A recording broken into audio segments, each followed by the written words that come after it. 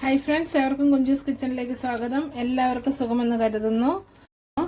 ഇന്നത്തെ നമ്മുടെ റെസിപ്പി കണവ കൊണ്ടുള്ള കണവ റോസ്റ്റാണ്.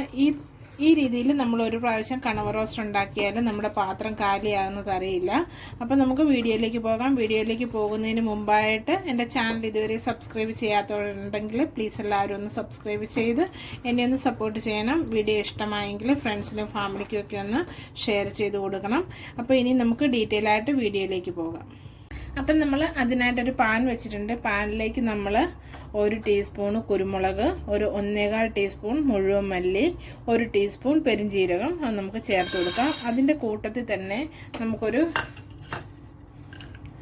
അത്യാവശ്യം വലിപ്പമുള്ള ഒരു ചെറിയ കഷ്ണം പട്ട വേണം, ഒരു 4 ഏലക്ക, 5 ഗ്രാമ്പൂ, ഇവയെല്ലാം നമുക്കൊന്ന് ചൂടാക്കിയിട്ട് നമുക്കതൊന്ന് പൊടിച്ചെടുക്കണം.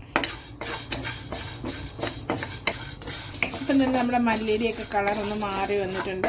നമുക്കിനി ഫ്ലെയിം ഓഫ് ചെയ്യാം. ഇത് തണുത്ത് കഴിയുമ്പോഴത്തേന് നമുക്കിതൊന്ന് നന്നായിട്ടൊന്ന് പൊടിച്ചെടുക്കണം. അപ്പം നമ്മൾ ഇൻഗ്രീഡിയൻസ് എല്ലാം വേണ്ട പൊടിച്ചെടുത്തിട്ടുണ്ട്, നന്നായിട്ട് പൊടിച്ചിട്ടുണ്ട്. ഇതിനി നമുക്കൊരു പാത്രത്തിലേക്ക് മാറ്റാം.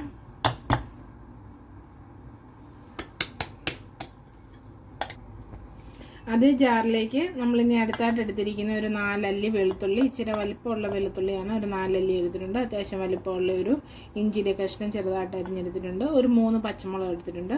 നമുക്കിനി ഇതിൻ്റെ കൂടെ ഇനി ഒരു പിടി മല്ലിയില കൂടി ചേർത്ത് ഒരു ലേശം വെള്ളം ഒഴിച്ച് നമുക്കിതൊന്ന് നന്നായിട്ടൊന്ന് അരച്ചെടുത്തുകൊണ്ട് വരാം.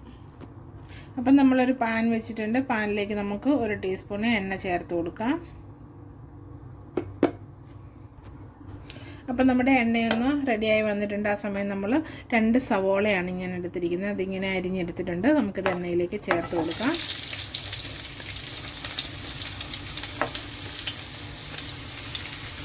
ആ കൂട്ടത്തിൽ തന്നെ നമ്മൾ ഒരു 2 തണ്ട് കറിവേപ്പില എടുത്തിട്ടുണ്ട്. അതുകൂടി നമുക്കിതിലേക്ക് ചേർത്ത് കൊടുക്കാം. നമ്മുടെ സവോളയൊക്കെ പെട്ടെന്ന് വഴന്ന് വരുന്നതിന് വേണ്ടിയിട്ട് നമ്മളെപ്പോഴും ചെയ്യാറുള്ള പോലെ ഒരു ലേശം ഉപ്പ് കൂടി നമുക്കിതിലേക്ക് ചേർത്ത് കൊടുക്കാം. ഒരു 1/4 ടീസ്പൂൺ ഉപ്പാണ് നമ്മൾ ചേർത്ത് കൊടുക്കുന്നത്. ഇനി നമ്മുടെ സവോളയൊന്ന് വഴന്ന് വരുന്നിടം വരെ നമുക്ക് വെയിറ്റ് ചെയ്യാം. അപ്പം തന്നെ നമ്മുടെ സവോളയൊക്കെ നന്നായിട്ട് വഴന്ന് വന്നിട്ടുണ്ട്. ഈ സമയം നമ്മൾ അരച്ചുകൊണ്ട് വന്ന് മല്ലിയിലൊക്കെ ചേർത്ത് അരച്ചിട്ടുണ്ടല്ലോ, ഇഞ്ചി വെളുത്തുള്ളി, അത് നമുക്കിതിലേക്ക് ചേർത്ത് കൊടുക്കുകയാണ്. ആ കൂട്ടത്തിൽ ഒരു തക്കാളി ഞാൻ അരിഞ്ഞ് വെച്ചിട്ടുണ്ട്, അതുകൂടി ചേർത്ത് കൊടുത്തു. ഇനി നമുക്കിതിൻ്റെയൊക്കെ പച്ചമണമൊക്കെ ഒന്ന് പോയി തക്കാളിയൊക്കെ ഒന്ന് നന്നായിട്ടൊന്ന് ഉടഞ്ഞു വരുന്നത് വരെ നമുക്ക് ഇളക്കി കൊടുക്കണം. അപ്പം ഞാൻ മിക്സിയുടെ ജാറൂടെ കഴുകി കുറച്ച് വെള്ളം കൂടെ ചേർത്തിട്ടുണ്ട്.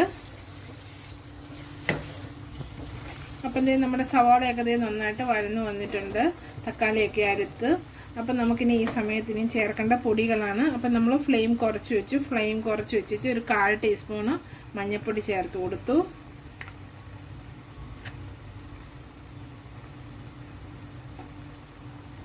ഇനി ഒരു 3/4 ടീസ്പൂണ് മുളക് പൊടി ചേർത്ത് കൊടുക്കാം.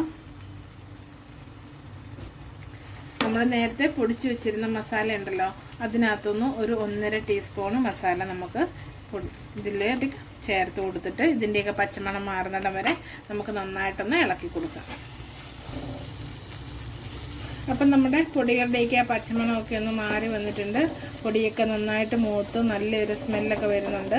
ഈ സമയം നമ്മളിതിലേക്ക് ചേർത്ത് കൊടുക്കുന്നത് നമ്മൾ എടുത്തു വെച്ചിരിക്കുന്ന കണവയാണ്. കണവ നന്നായിട്ട് കഴുകി വൃത്തിയാക്കി ശകലം മഞ്ഞൾ വെള്ളത്തിനകത്തിട്ട് വെച്ചിരുന്നതാണ്. അത് നമുക്കിതിലേക്ക് ചേർത്ത് കൊടുക്കാം.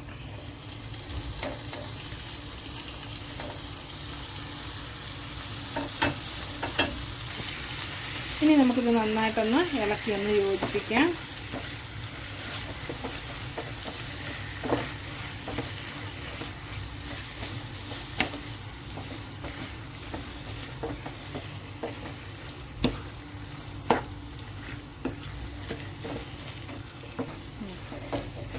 അപ്പം നമ്മൾ കണവയൊക്കെ ചേർത്ത് നന്നായിട്ട് ഇളക്കിയിട്ടുണ്ട്. ആ കൂട്ടത്തിൽ നമ്മൾ ആകെ ഒരു 1/4 ടീസ്പൂണ് ഉപ്പേ ചേർത്തുള്ളൂ. ഒരു 1/4 ടീസ്പൂണ് ഉപ്പ് കൂടി നമുക്കിതിലേക്ക് ആവശ്യമായിട്ട് വരും. അപ്പോൾ നമുക്ക് ആ ഉപ്പും കൂടെ ഒന്ന് ബാലൻസ് ചെയ്യുന്നതിന് വേണ്ടി ഒരു 1/4 ടീസ്പൂൺ ഉപ്പ് കൂടെ ചേർത്ത് കൊടുത്തു.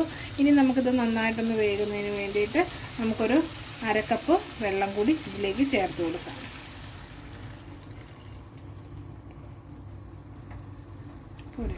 ഇനി നമുക്ക് ഇതെല്ലാം കൂടി നന്നായിട്ടൊന്ന് ഇളക്കി ഒന്ന് യോജിപ്പിക്കാം.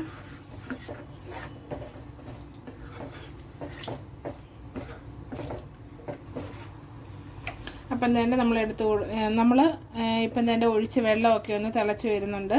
ഇനി നമുക്കിതൊന്ന് അടച്ച് വെച്ച് നമുക്കിനി ഒരു 10 മിനിറ്റ് നമുക്ക് ഒരു മീഡിയത്തിന് ലോയിലും ഫ്ലെയിം വെച്ച് നമുക്കൊന്ന് വേവിച്ചെടുക്കാം. അപ്പോൾ നമ്മുടെ കറിയും തുറന്ന് നോക്കാം. വെള്ളമെല്ലാം പറ്റി എണ്ണയൊക്കെ തെളിഞ്ഞു വന്നിട്ടുണ്ട്. നമുക്കൊന്ന് ഇളക്കി നോക്കാം.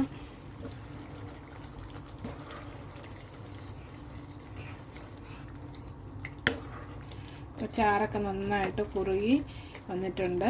അപ്പം നമുക്ക് ഇനി ഈ സമയത്ത് നമ്മളിതിലേക്ക് ചേർത്ത് കൊടുക്കുന്നത് ഒരു തണ്ട് കറിവേപ്പിലയാണ്.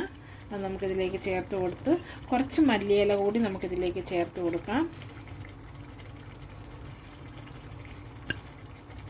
ഒന്ന് ഇളക്കി കൊടുക്കാം.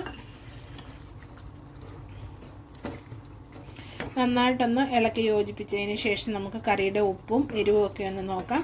ഇൻ കേസ് എരിവൊക്കെ കുറവാണെന്നുണ്ടെങ്കിൽ നിങ്ങൾക്ക് ഈ സമയത്ത് കുറച്ച് കുരുമുളക് പൊടി ചേർത്ത് കൊടുക്കാവുന്നതാണ്. നമുക്കിപ്പം നമ്മുടെ കറിയുടെ ഉപ്പും എരിവും ഒക്കെ എങ്ങനെയുണ്ടെന്നൊന്ന് നോക്കാം.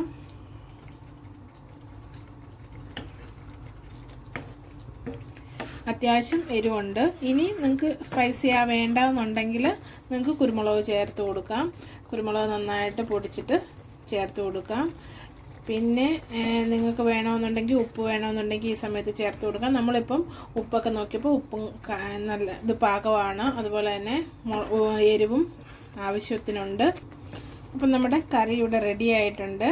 നിങ്ങളെല്ലാവരും ഇതൊക്കെ ഒന്ന് ട്രൈ ചെയ്യണം. നിങ്ങളുടെ അഭിപ്രായങ്ങളൊക്കെ ഒന്ന് കമൻറ്റ് ബോക്സ് മെൻഷൻ ചെയ്യണം. പുതിയൊരു വീഡിയോ ആയിട്ട് വരുന്നിടം വരെ എല്ലാവർക്കും നന്ദി.